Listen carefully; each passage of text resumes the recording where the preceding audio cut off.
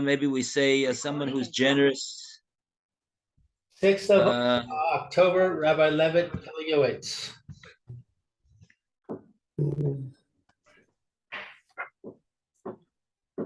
Yeah, all right. I thought that was it. Yeah. I thought there was another word for generosity. Anyway, how good is the attribute of generosity? Good for heaven, good for people, good for oneself, and good for others. Good for this world and good for the next. It is a gift of Hashem and the nature of the person. There is a type of person whose soul yearns for and does great acts of beneficence. And there is a type of person who possesses an evil sickness, who lacks the ability to spend money on oneself to sustain his existence. Fortunate is the man upon whom Hashem has bestowed good character.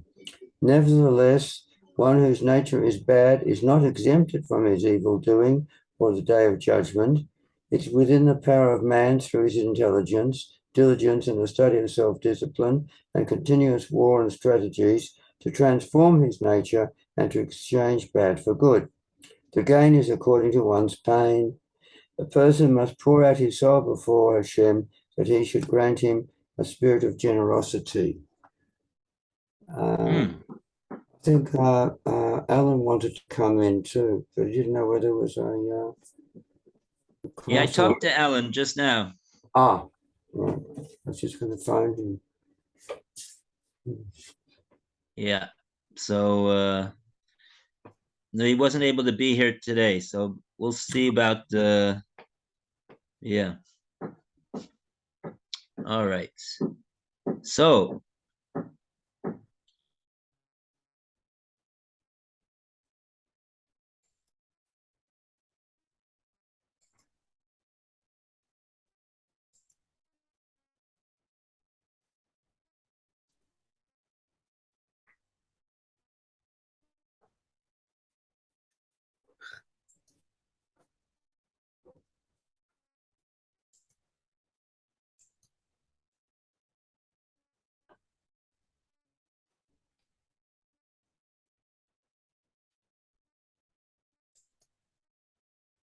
We're frozen.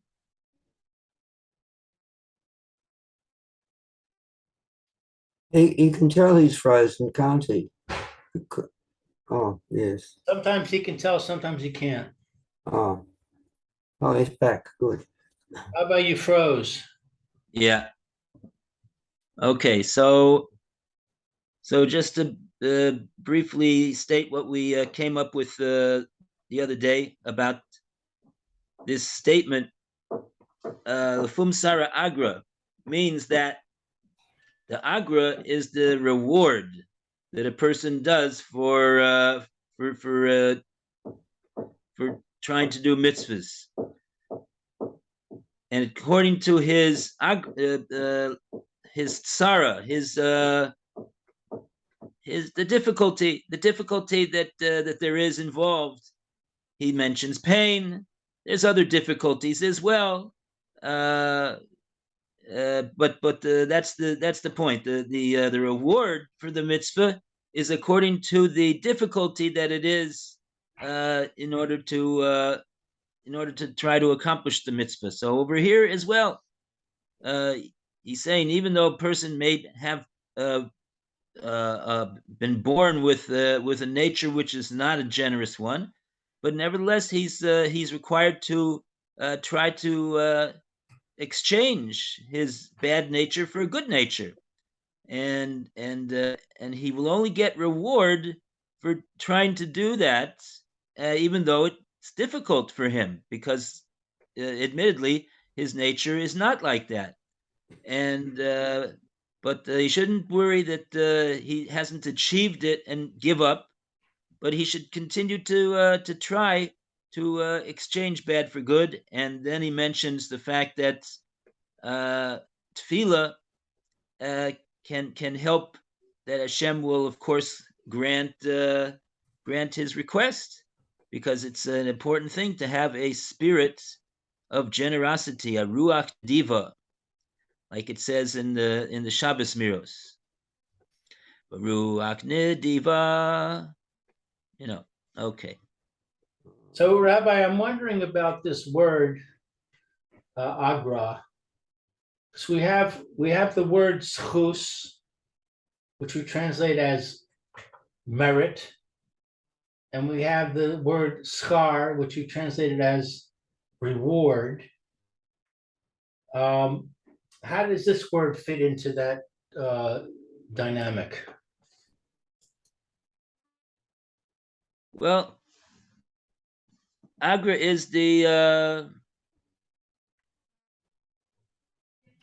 just thinking right now, in fact, did we distinguish between the word merit and the word reward? So my thought is that you have reward and punishment. That if you do something bad, you get punished. You do something good, you get rewarded. But merit, and those are physical. Those are happening in this world. But merit is something that affects your bank account, so to speak, which can relate to this world, but also relates to the world to come.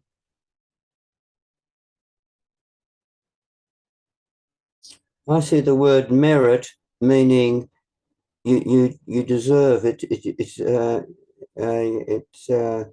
merit. It's a thing that is deserved. Did he have an entry on it? No. I don't think we did.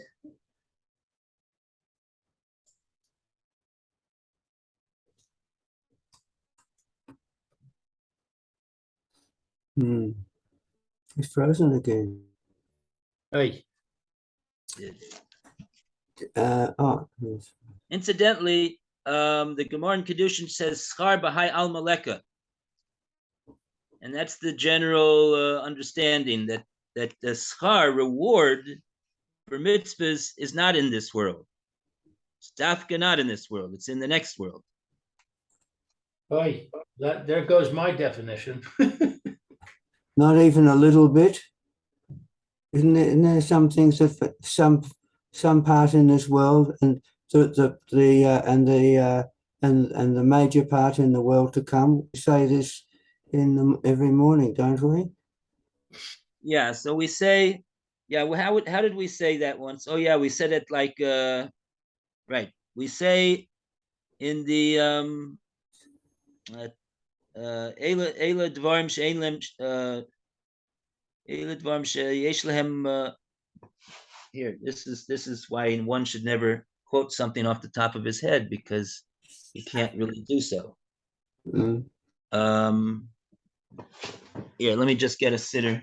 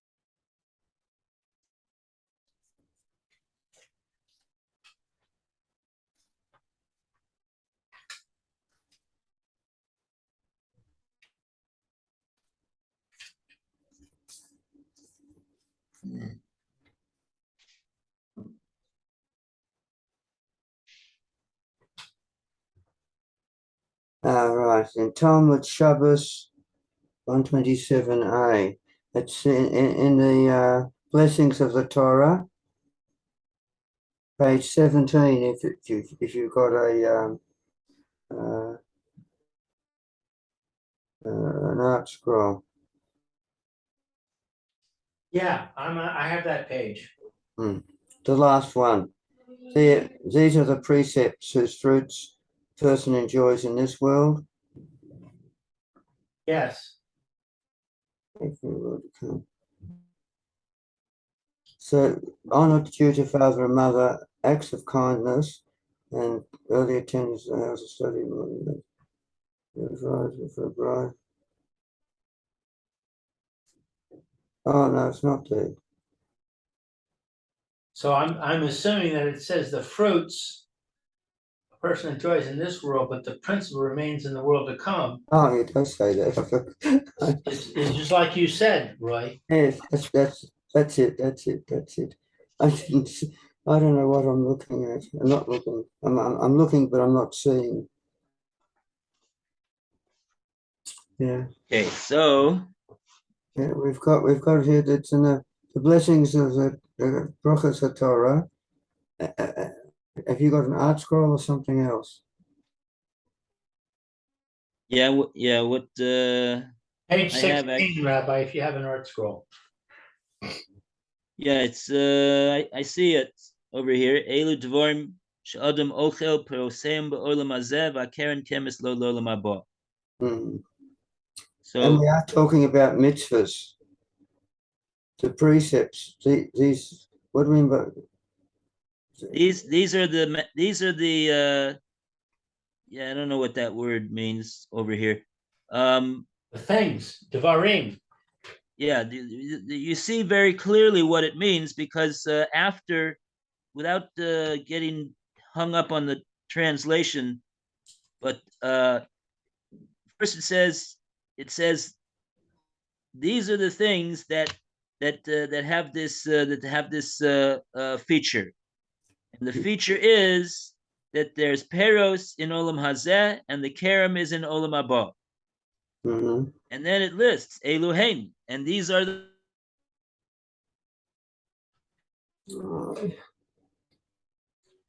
These are the ones.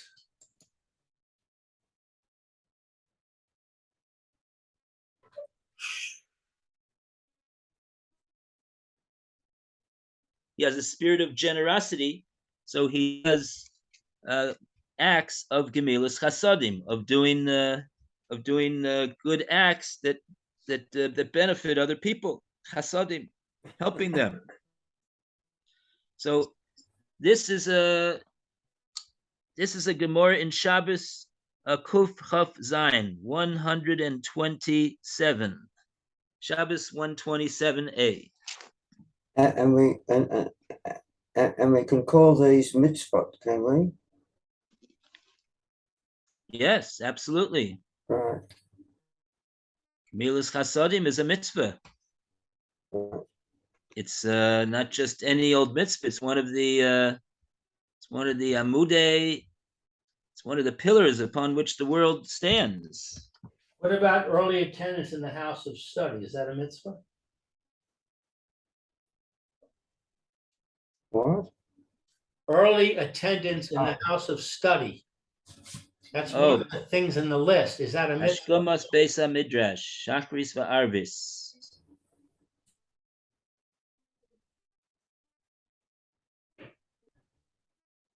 It doesn't have. Well, if you're going to be late, it's certainly not the right. The not. Well, this doesn't say being on time. It says being early. Yeah. Okay. So whatever you want to call it, it's one of the dvarim that you. It's such a great thing. It gets paid peros in this world. So does that mean reward in this world? Fruits. Well, Ah. let's take a look at let's take a look at how the Gemara explains it. We once explained it as follows. We once explained it that this is how you got to buy that book about Moshe Reichman. Moshe Reichman, he was somebody who the title of the book is he's building for eternity. What's building for eternity? He's got he's got mitzvahs of supporting Torah institutions all over the world, and like that, he's getting peros in this world for that what he's doing, and he's getting also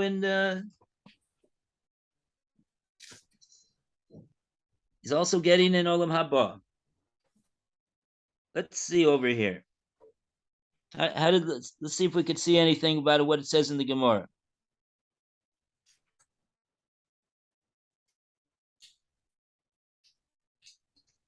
What does it mean that he's ochel peroserim ba'olam hazeh?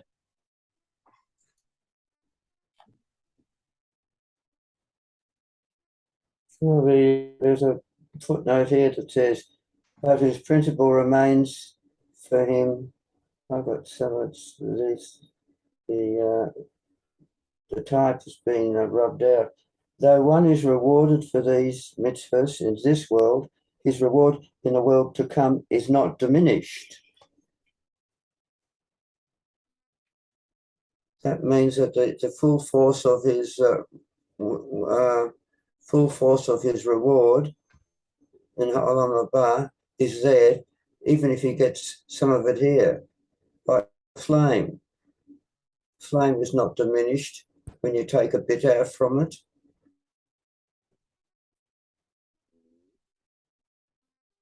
Okay.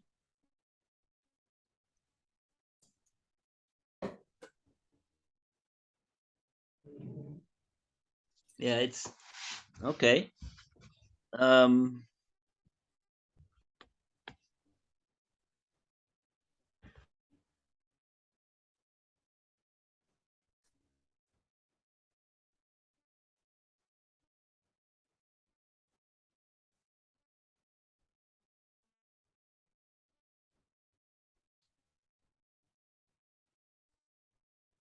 That he's going to get for the mitzvah in the next world, because like we say, the schar for a mitzvah is in the next world. Mm-hmm. We do. Let's see.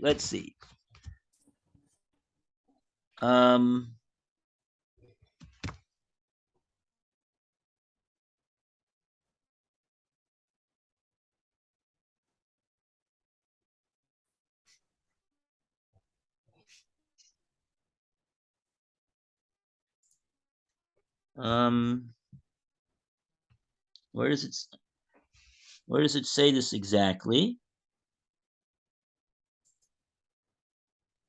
Rabbi Yehuda, this is 1, 2, 3, 4, 5 lines from the bottom of the page.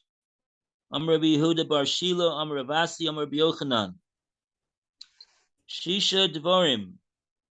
There are 6 things. Adam ochel perosem ba'olam hazeh, ba'keren ken mislo l'olam haba. Elu hein. Achnasas orchim, ubikur cholim, iyun tefila, hashkamas beis midrash, megadol beno l'talmud Torah, v'danas chaver l'kaf schus. Oh, okay. Then the Gemara said, "Ini, v'ha'anan tanan." Is that so? That there's those 6? We have another source. Elu dvorim shodem oso osam v'ochel perosem ba'olam hazeh v'keren kemes lo l'olam haba ve'elu hen kibud aveim milus chasodim havas shalom ben od mechavero v'talmud Torah keneged kulam. So we have others listed in this as well.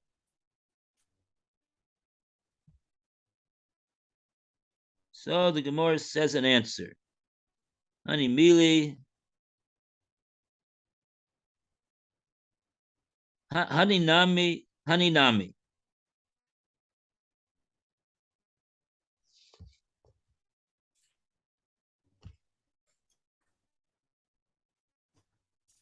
These also.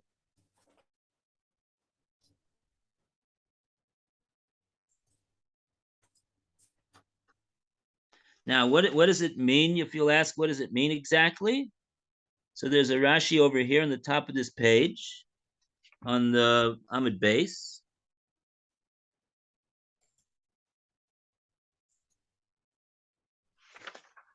Rashi says, "Nachas orchim v'ikucholim hainu gemilus chasodim iun tfilu hainu b'chlal gemilus chasodim." That's interesting. Iun tfilu is included in gemilus chasodim. Iksiv gomel nafsho ish chesed. Shkamas beis midrash gidul bonim l'talmud Torah hainu talmud Torah. Danas kaver l'kaf schus v'chlal hava shalom. Mitok shehu machriyoi l'schus v'amar loy chotali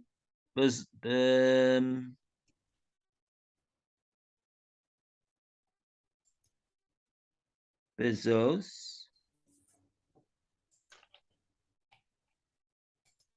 o onos haya lo o onos haya o l'toiva niskavin yesh shalom b'neihem. Yochanan Farish Lacha Asad, B'Klal Gimel, the Masnisen, Isnehu Lahachva. Okay, so Rashi's busy with explaining how the Cheshbon works in the Gemara, how they're numbered. Well, that's not really our interest. We just want to know what it means. So Rashi didn't help us out with that. So let's see.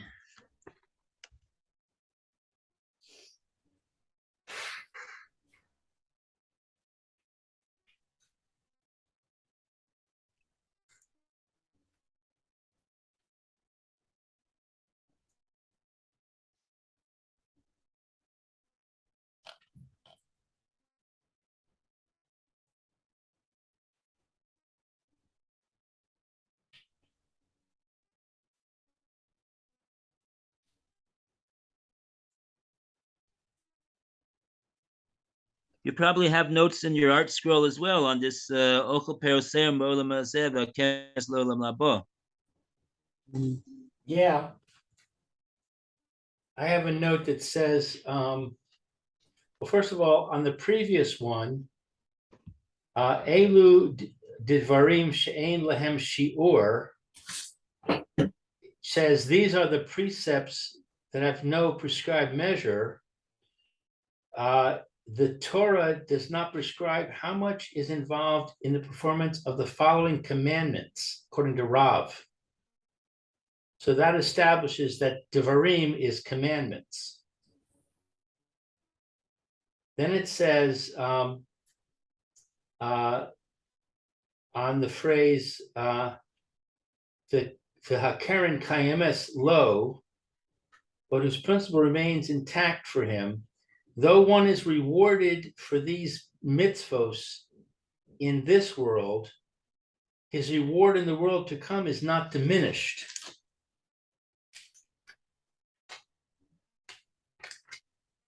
And that's all I have as far as comments on this. Yeah.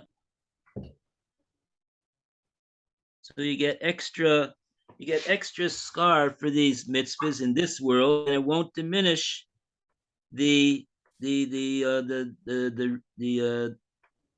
capital that's waiting in the next world. Right. We said once, just like somebody buys a building, so he owns the what do they call it, the Empire State Building in Manhattan. So he gets millions of dollars of rent every month, and but it doesn't that's not the sum total of the revenues that he's getting based upon the fact that he owns this building, because he gets that every month, and then if he wants to sell it, he gets the capital. The capital's waiting for him, and the capital is not diminished at all by the fact that he has received all of these revenues every month for the rent. So there you see a situation where he's getting paid right now, but it doesn't diminish the ultimate value of the acquisition. So that's the way that Chazal explain it when they say the Karen and the Karen and the Peros. The So Peros. there is reward in this world, then, according to this. Well, that's the thing. The real reward is in the next world, and that's what we mean to say. It's not diminished.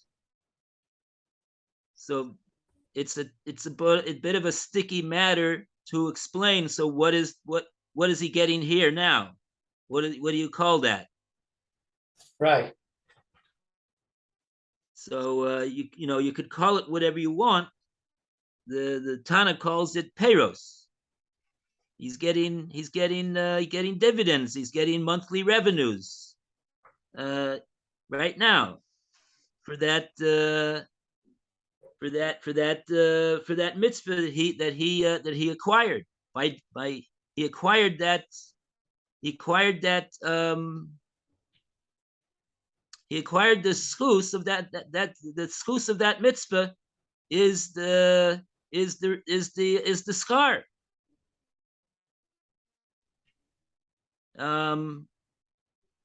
Oh boy, you managed to use both those words. In other words, schus of the mitzvah is the scar. Let's look at it here. I'll give you an example, a very good example right now. We have a mitzvah of Talmud Torah, right? Right. So Chazal say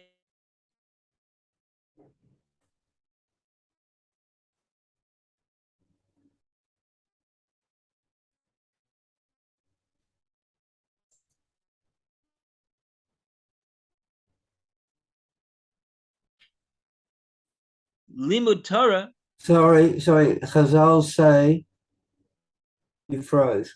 Chazal say, Torah is Magen.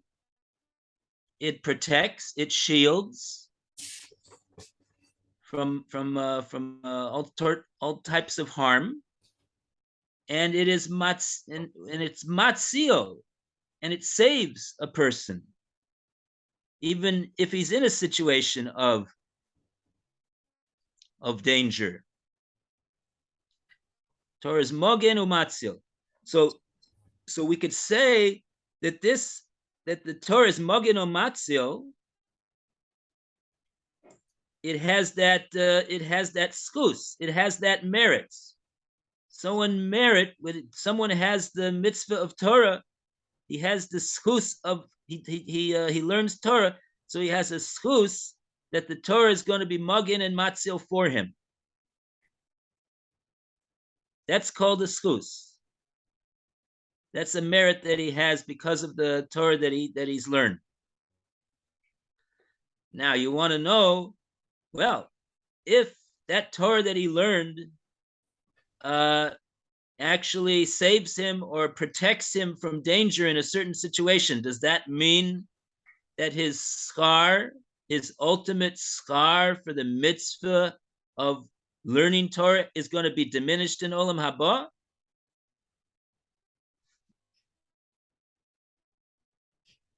That is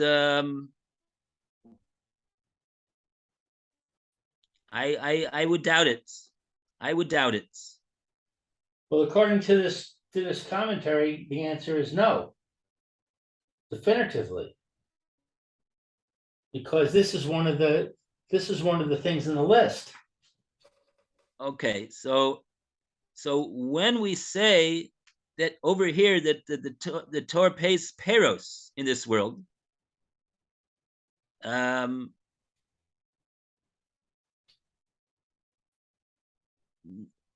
exactly what type of peros is it paying? Maybe that's also something to know. It's one of the peros that it's Magen and matzil. It protects and it saves. That's one of the peiros that there is. That's what the Gemara means over there. I was thinking that the use of the word peiros is fortuitous in that the peiros come from the tree is in the world to come, and you take something from the branches of the tree of the world to come, and you give it as a reward here, but the tree will blossom again, and you'll have your full amount of fruit in the world to come. Okay, good. So you're saying it's like a tree is like a mushel. Every year, it produces its peiros. Every year, whatever time frame happens to be, yes.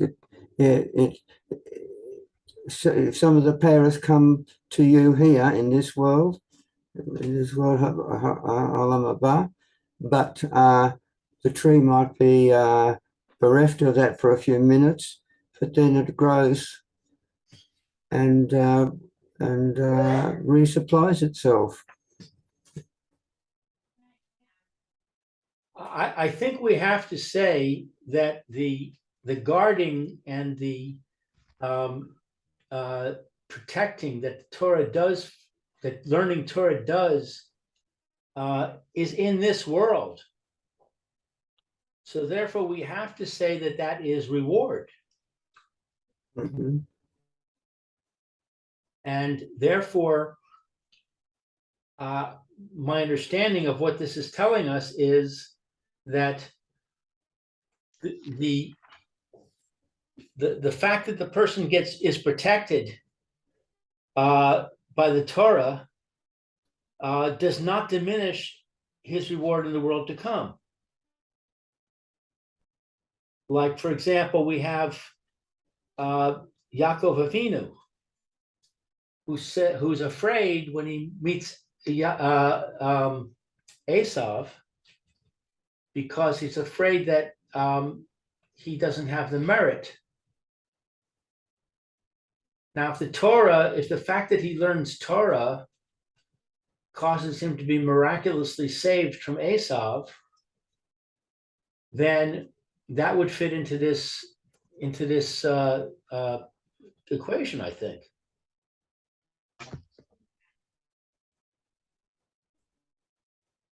Yeah. Okay. I would say that it could be one of the peiros that the Torah provides, but it's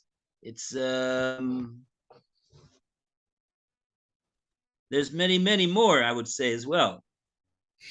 This protection business is not needed in Olam Haba, is it?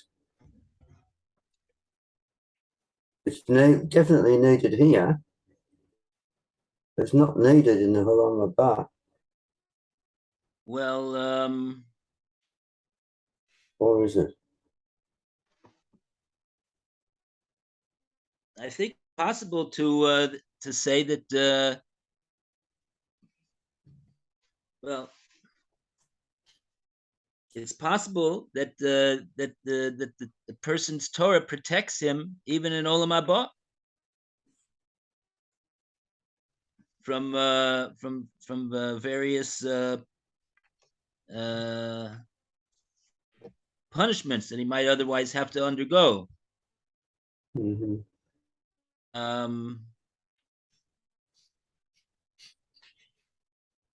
All right. So we'd have to take a look at the Gemara over there, and maybe another Gemara, and maybe another Gemara to really clarify that point. But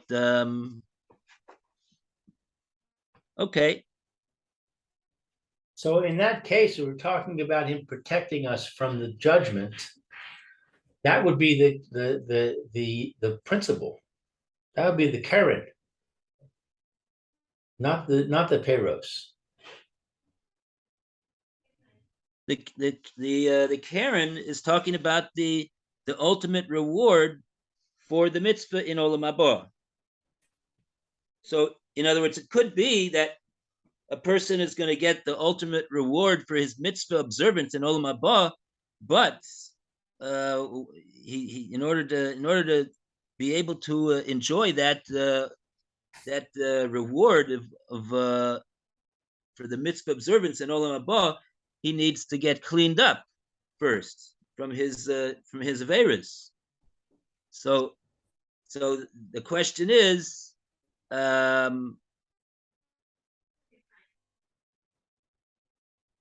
perhaps there's a possibility that these mitzvahs might shield the person from having to suffer some of those punishments in order to get himself cleaned up. Right.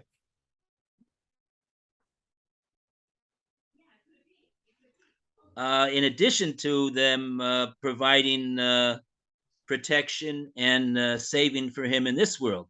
In other words, I'm just pointing out that it could be that that this element of saving and protecting doesn't only have to do with this world. It might have to do with the next world also. Right. Okay. So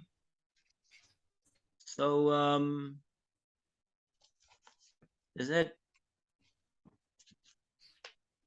so we talked about schar, we talked about schar,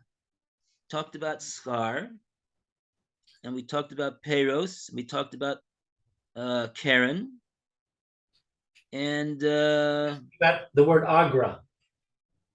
yeah, so Agra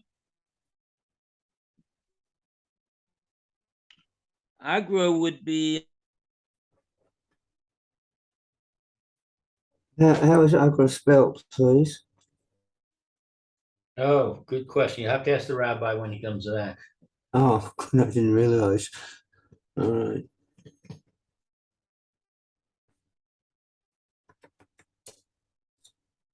so Rabbi, that how does the word agra spelled? Agra is spelled Aleph Gimel Resh Aleph. Aleph, Gimel, Resh, Aleph.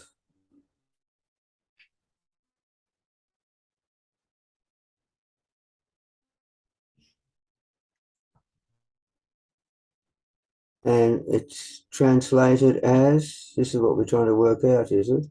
Right. Agra is the reward. What's the root? Aleph Gimel Resh? Yeah.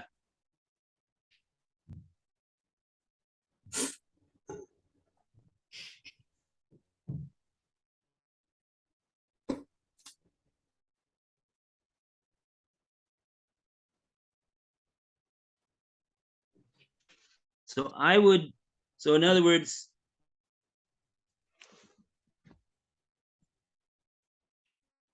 yeah. Yeah, it's an Aramaic word. Oh.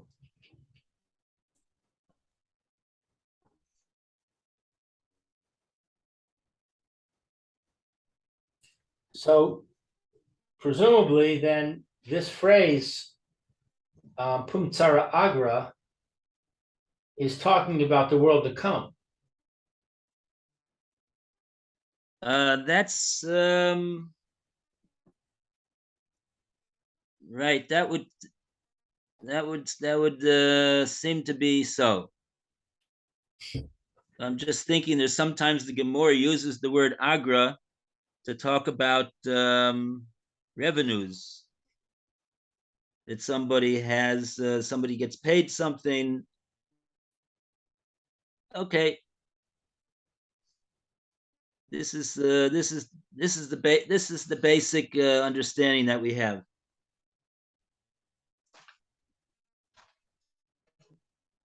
That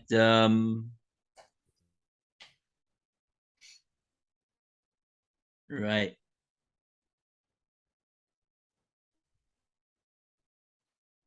unless we could fit this, what we're talking about, the tsara that's involved in trying to do a mitzvah, is that, would that be classified as one of the things that the Gemara that we just were learning in Shabbos could fit into one of those categories?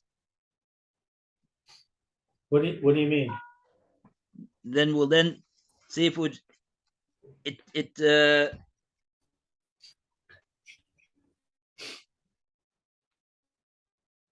the Gemara said over here even that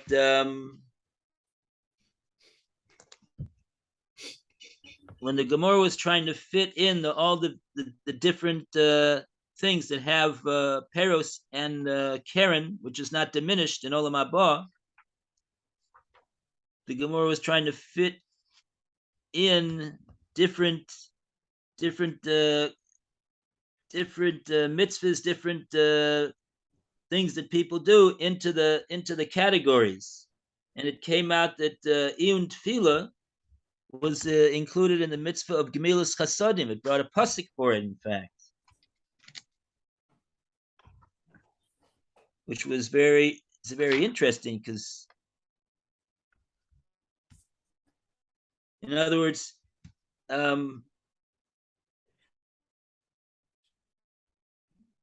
extent that a person exerts himself in tefillah and just doesn't say the words by rote or just reading them out of the siddur, but he thinks about them and he puts his heart into them, and especially we know that the tefillah is something that affects the whole world, not just the person himself. And certainly when he's davening for somebody else, that is.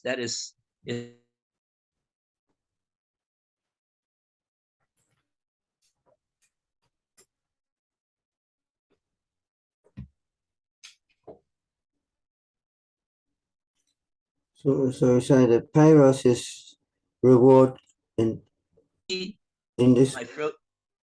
Okay. So in other words, we see that that a lot of different things could fall into the category of Gemilas Chasadim. But I don't know if right. In other words, exerting oneself to perform a mitzvah, or to try to be more generous, that itself is a type of Gemilas Chasadim. Just like the way he puts his heart and his mind extra in tefillah, it's regarded as Gemilas Chasadim. So too, the extra effort that he puts, even though it's difficult to attain a certain lofty attribute, such as the attribute of generosity, that could itself be termed as Gemilas Chasadim. In which case, I'm getting to the fact that it will fall into Gemilas Chasadim, the category of one of the things that gives dividends in this world, and the ultimate reward is not diminished in the next world.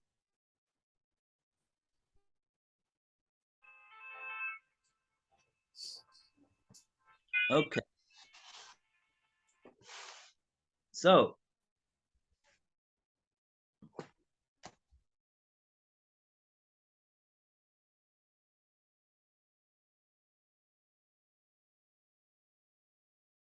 we did for that.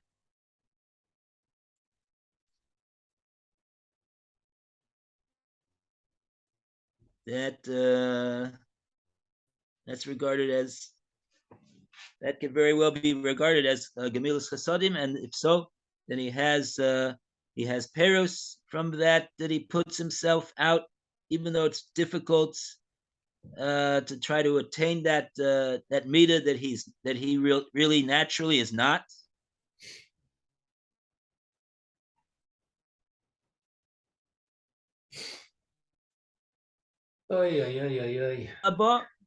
So in other words, Agra could, depending on the type of it could refer to he could get Paris here in this world also, and then the agra, the ultimate reward, is not diminished in the next world.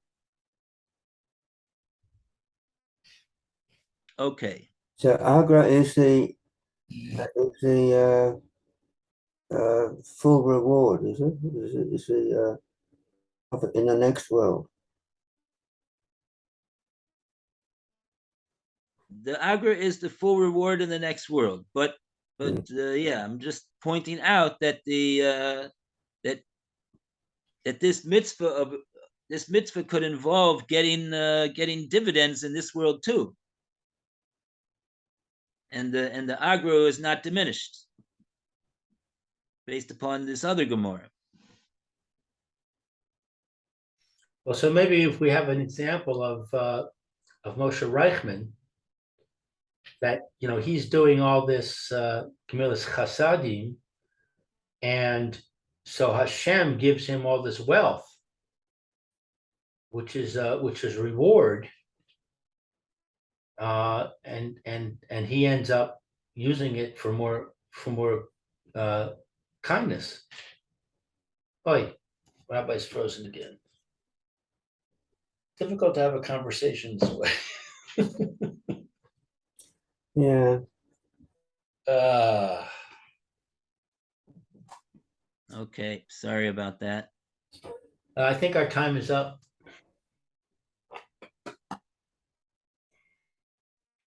Hello? We got it back for 2 seconds. Here it comes.